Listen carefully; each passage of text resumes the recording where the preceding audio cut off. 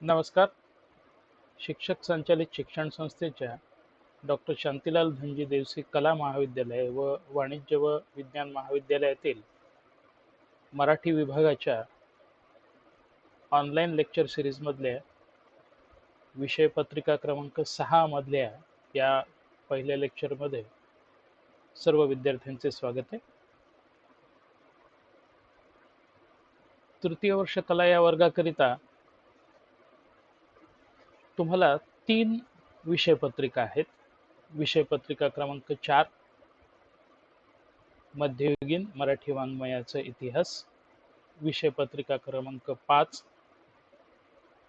भारतीय व पाश्चात्य साहित्यशास्त्र व मराठी विषय पत्रिका क्रमांक 6 साहित्य, समाज आणि संस्कृती.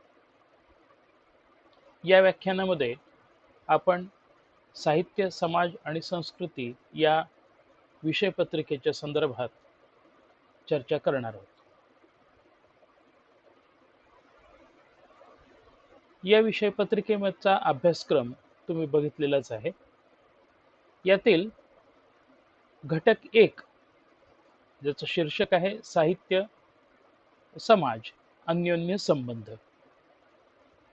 या घटकाच्या अंतर्गत 2 उपघटक आहेत.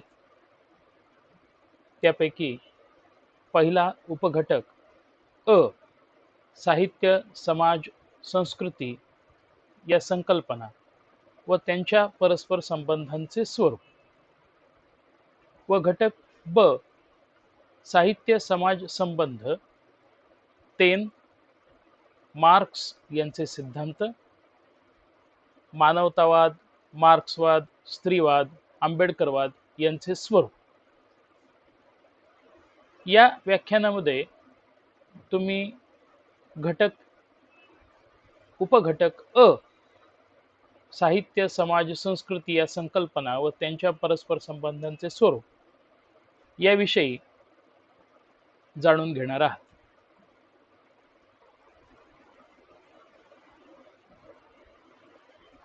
अ या उपघटकामध्ये साहित्य, समाज, संस्कृती या संकल्पना व त्यांच्या परस्पर संबंधांचे स्वरूप काय याविषयीचा तात्विक परामर्श आपल्याला घ्यायचा आहे. हा परामर्श घेताना तो मुख्यत्वे साहित्य केंद्री अशा प्रकारचा असणार आहे. समाज व संस्कृती यांच्यातील परस्पर संबंधांचे स्वरूप पहिल्यांदा समजून घेणे हे महत्त्वाचे आहे. सर्वप्रथम आपल्याला येथे 2 संज्ञा दिसतात, एक समाज आणि दुसरी संस्कृती. या दोनही संज्ञा एकच आहेत की वेगवेगळ्या? या 2 संज्ञांचे एकमेकांशी नाते काय?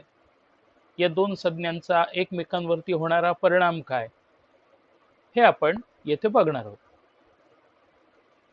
यातील पहिली संज्ञा समाज ही संज्ञा म्हणजे नेमकी काय? या समाज या संज्ञेत या संकल्पनेच्या अंतर्गत नेमके काय येते? आपण कशाला समाज म्हणून संबोधतो हे आपण बघणार आहोत. ज्या वेळेला समाज अशा शब्दाचे उच्चारण आपण करतो त्यावेळेला त्याच्या अंतर्गत अनेक पद्धतीच्या अर्थांचा समावेश आपण करत असतो. जसे की महाराष्ट्रीय समाज, ब्राह्मण समाज, मराठा समाज, हिंदू समाज, ख्रिश्चन समाज अशा विविध अंगाने आपण याचा वापर करीत असतो. ही संकल्पना नेमकी कोणत्या स्वरूपाची आहे, तसेच या संकल्पनेच्या अंतर्गत आपल्याला कशाचा विचार करावा लागतो हे आपण थोडक्यात पाहू. हे पाहण्याकरता आपल्याला काही उदाहरणांची मदत घ्यावी लागणार आहे.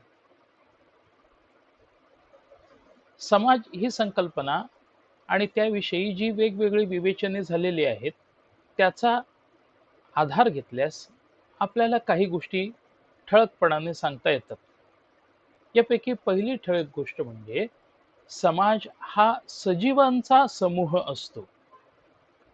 समूह ही संकल्पना आपण जर बघितली तर एकापेक्षा अधिक घटकांचे एकत्रित येणे हे समाज म्हणून संबोधले जाते.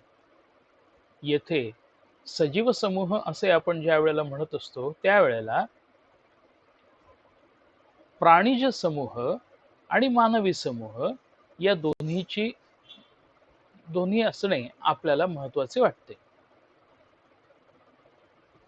विविध प्रकारचे पशुपक्षी, विविध प्रकारचे प्राणी हे सजीव आहेत.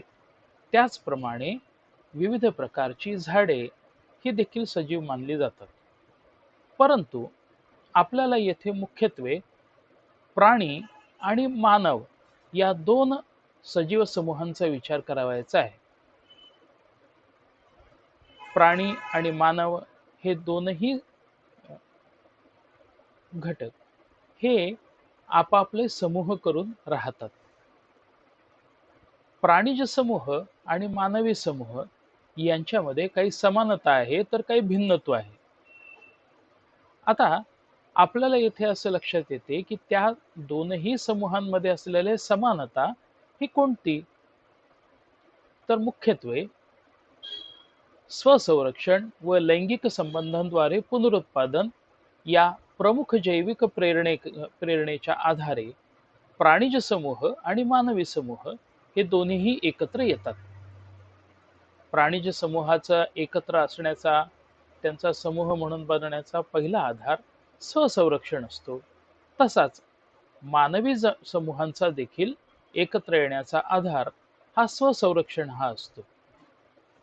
त्याच पद्धतीने कुठल्याही जिवंत समूहाला आपला समूह वृद्धिंगत व्हावा, वाढावा अशी त्यांची इच्छा असते. याकरिता लैंगिक संबंधांद्वारे पुनरुत्पादन करणे ही पद्धती ते वापरतात. या दोन प्रमुख जैविक प्रेरणा प्राणी आणि माणसे या दोघांमध्येही आपल्याला सापडतात. या स्वसंरक्षणाच्या प्रेरणेमध्ये अन्न ग्रहण करणे, अन्नाकरिता वेगवेगळ्या पद्धती वापरणे, जसे विविध पक्षी, प्राणी हे शिकार अथवा इतर गोष्टींचा आधार आपल्या अन्नग्रहणाकरता वापरतात. तसेच माणसे आपल्या अन्नग्रहणाकरता त्यांच्या पद्धती वापरतात. याच पद्धतीने आपल्याला असे लक्षात येते की अनेक प्रकारच्या पद्धती मानवी समूह आणि प्राणीज समूह वापरीत असतात आणि त्यांच्या समूह म्हणून एकत्र येण्यामध्ये या दोन महत्वाच्या प्रेरणा असतात. आता आपल्याला असे लक्षात येते की मानवी समूहामध्ये त्यांच्या जैविक प्रेरणांव्यतिरिक्त इतरही काही मानस प्रेरणा असतात. याचा अर्थ मानस प्रेरणा प्राण्यांमध्ये नसतात असे आपल्याला म्हणता येत नाही, परंतु त्यांच्या मानस प्रेरणांसंबंधीचे ठामपणाने काही विवेचन किंवा विधान आपल्याला करता येत नाही. मानवी समूहामध्ये जैविक प्रेरणांव्यतिरिक्त इतर मानस प्रेरणा कशा असतात हे काही उदाहरणाच्या साहाय्याने आपल्याला बघता येईल.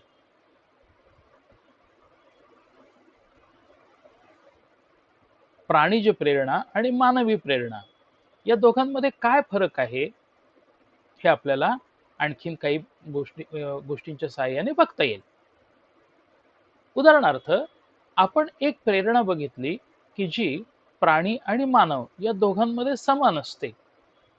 जसं लैंगिक संबंधांद्वारे पुनरुत्पादनाकरता प्राणी आणि मानव यांच्यातील नर व मादी दोघेही एकत्र येतात. आता सोबत दिलेल्या चित्रामध्ये आपण बघितले की एक कुत्रा आणि कुत्री यांचे लग्न झालेले दाखविलेले आहे, पण प्रत्यक्षात आपल्याला असं लक्षात येतं की लैंगिक संबंधांकरिता प्राणी लग्न करीत नाहीत, माणसे मात्र लग्न करतात. प्राण्यांमध्ये नातेसंबंध नसतात, माणसांमध्ये मात्र नातेसंबंध असतात. लग्नाकरिताचे विविध विधी निषेध हे मानवी समाजामध्ये आहेत, मानवी समूहामध्ये आहेत, परंतु ते प्राण्यांमध्ये नाही. म्हणजे आपल्याला असं लक्षात येतं की वेगवेगळे वेगवेगळ्या प्रेरणा त्यांच्या मूळ प्रेरणा जरी एकच असल्या तरी त्याच्या प्रेरणा पूर्ण करण्याच्या पद्धतींमध्ये प्राण्यांमध्ये आणि मानवामध्ये फरक आढळतो. इथे चित्रामध्ये दिसलेलं कुत्रा आणि कुत्रीचं लग्न लागलेलं जरी दिसत असलं तर ते काही त्यांनी लग्न लावलेले नाहीये. हे लग्न कुणी लावलेलं आहे तर ते माणसांनी लावलेले आहे. येथे जाता जाता आपल्याला असे म्हणता येते की यातील कुत्र्यांना जी नावे असतात ती कुत्र्यांची नावे कुत्री ठेवत नाहीत, तर ही नावे कोण ठेवतं तर ही नावे माणसेच ठेवतात.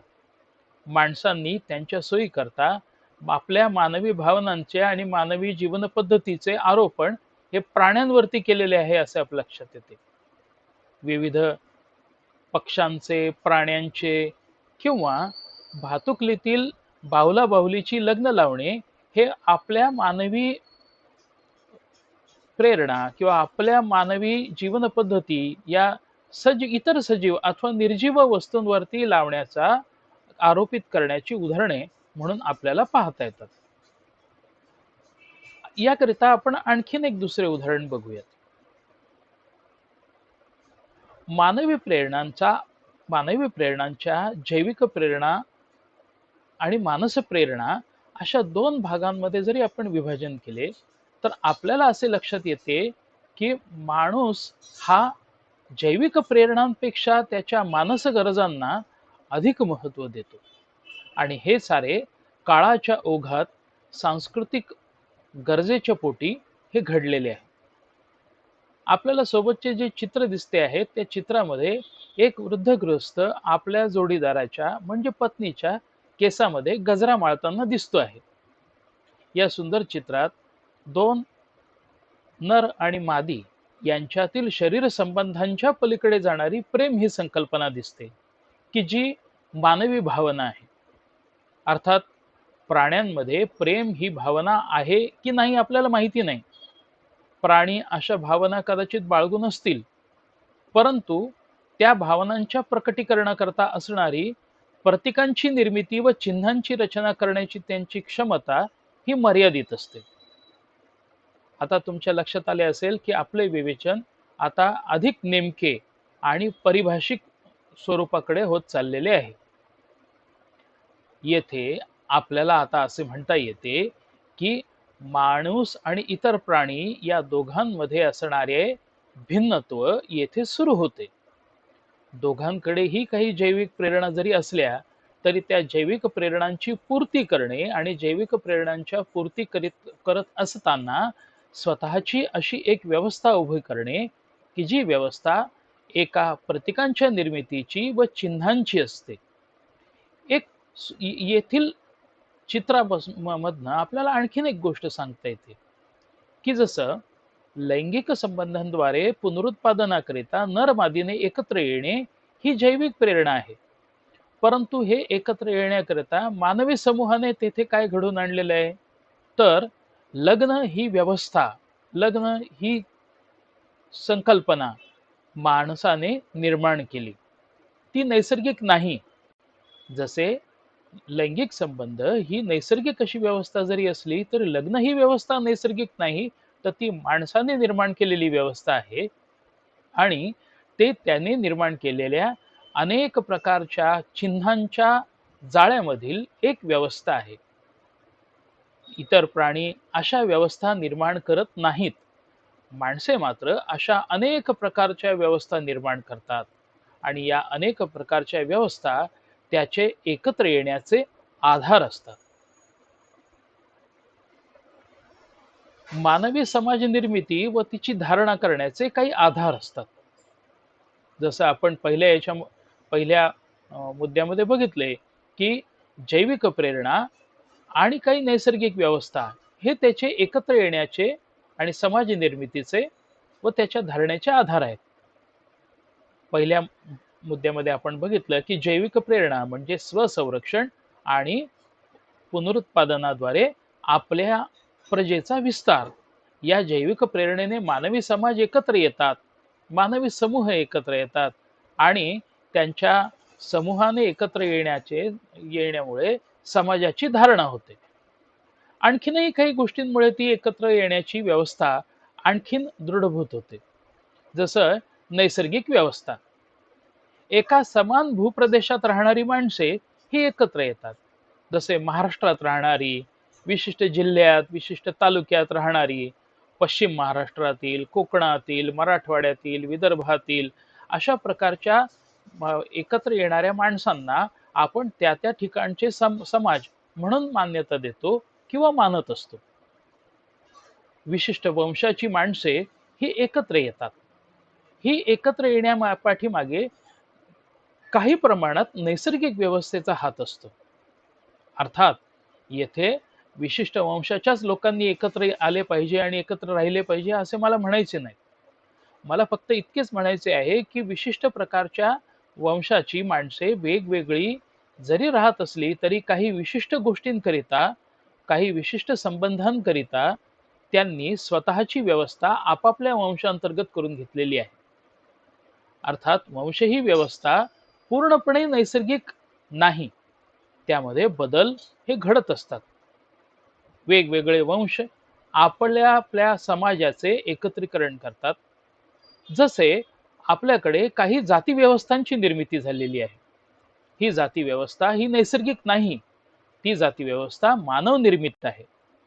ती मानव निर्मित असल्यामुळे, तसेच ती माणसाने त्याच्या समाज धारणेकरता निर्माण केलेली असल्यामुळे तिच्या चांगल्या वाईट रूपांसकट ती आपल्याला बघायला मिळते. आपल्याला असे लक्षात येते की वेगवेगळ्या गल्ल्यांची नावे, वेगवेगळ्या गल्ल्यांमध्ये राहणारी माणसे ही जातींच्या आधारावरती एकत्र येताना आपल्याला दिसतात. जसे की सुताराळी, कुंभाराळी, ब्राह्मणाळी या सगळ्या आळ्यांच्या नावांमध्ये आपल्याला जातींची नावे दिसतात. येथे मला वंश आणि जाती या एकच असतात असे म्हणायचे नाही. मला फक्त इतकेच सांगायचे आहे की समाज म्हणून एकत्र राहण्याकरिता माणसे काहीतरी आधार शोधत असतात. त्यापैकी वंश अथवा जात यासारख्या काही आधारभूत व्यवस्था असतात. माणसांचे समाज बनवण्याकरता मानव निर्मित व्यापक अशा चिन्ह व्यवस्था असतात. यापैकी काही चिन्ह व्यवस्था आपल्याला पुढील प्रमाणे सांगता येतील. जसे की धर्म ही मानवनिर्मित चिन्ह व्यवस्था आहे.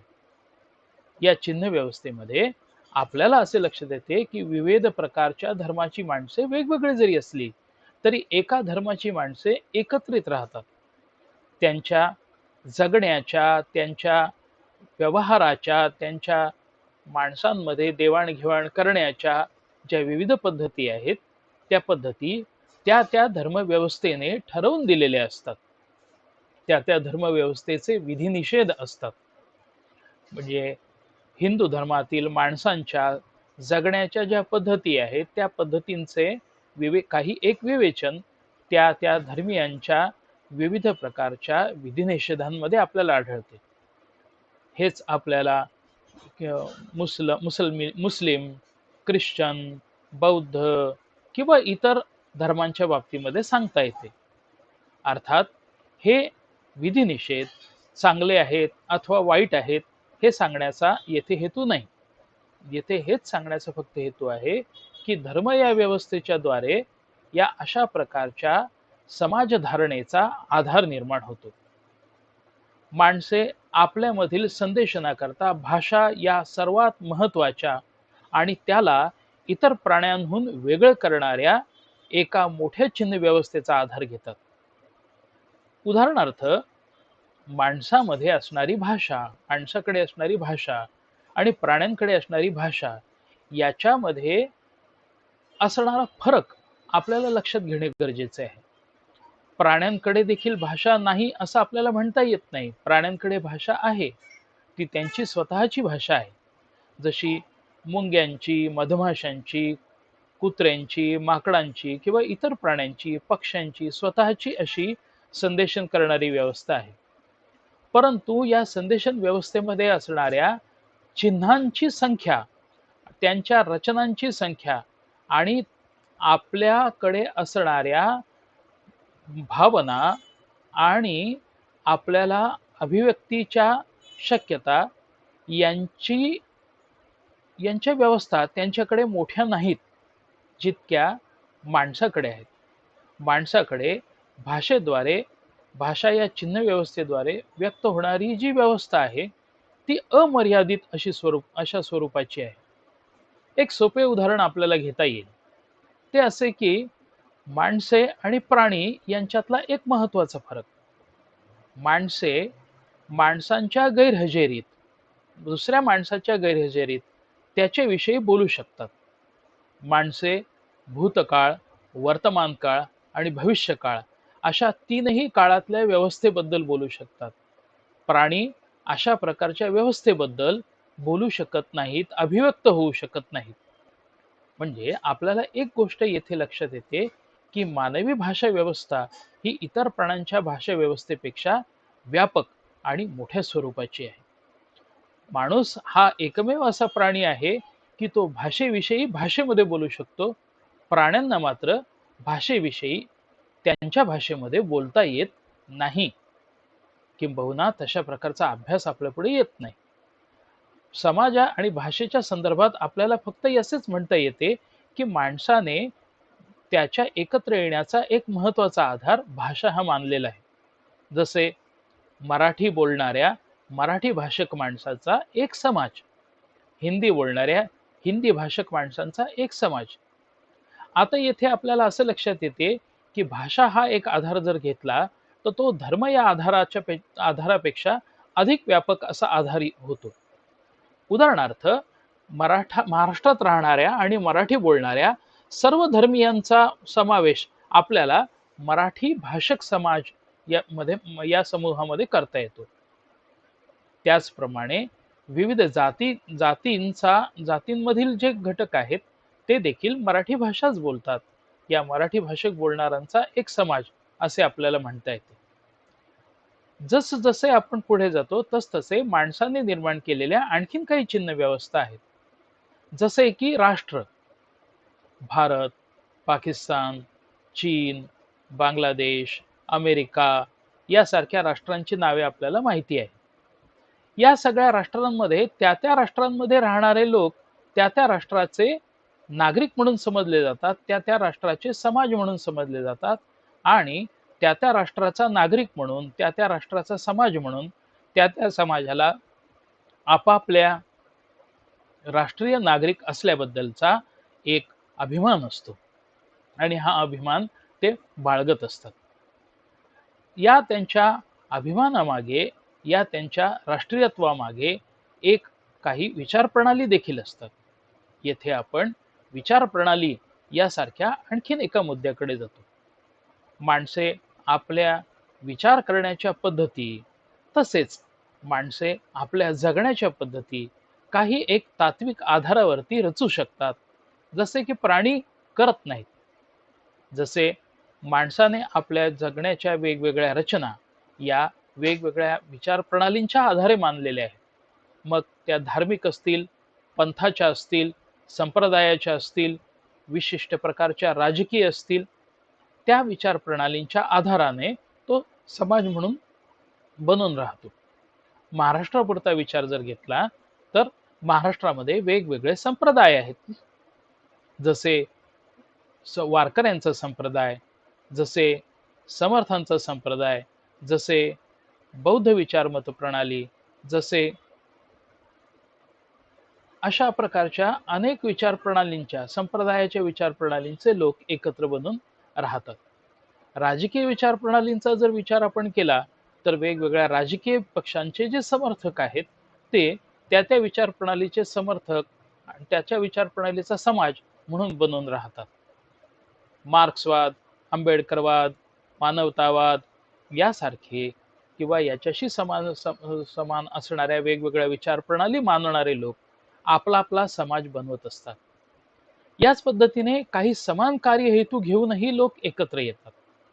आपल्याला समाज निर्मितीच्या धारणेचे आधार अशा अनेक पद्धतीने अनेक पातळीवरती आपल्याला नेता येतील. अर्थात हे आधार अगदी बंद अशा व्यवस्थेप्रमाणे नाही, ते एकामध्ये एक मिसळणारे एकमेकांमध्ये एकमेकांच्या पलीकडे जाणारे अशा पद्धतीचे आहेत. समाजधारणेच्या विशिष्ट आधाराच्या साहाय्याने माणूस त्या समाज गटाचा सभासद झाला म्हणून तो आयुष्यभर तेथेच राहील असे नाही.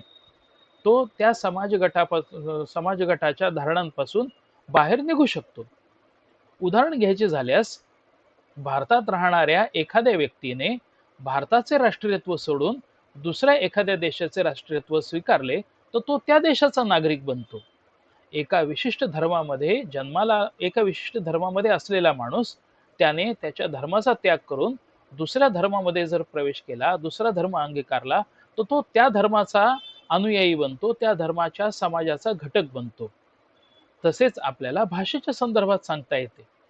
म्हणजे आपल्याला असे म्हणता येते की समाज निर्मितीचे व धारणेचे जे विविध आधार असतात ते त्यांची संख्या, त्यांचे आधार हे इतर प्राण्यांपेक्षा हे अत्यंत लवचिक आणि अत्यंत व्यापक असे आहेत.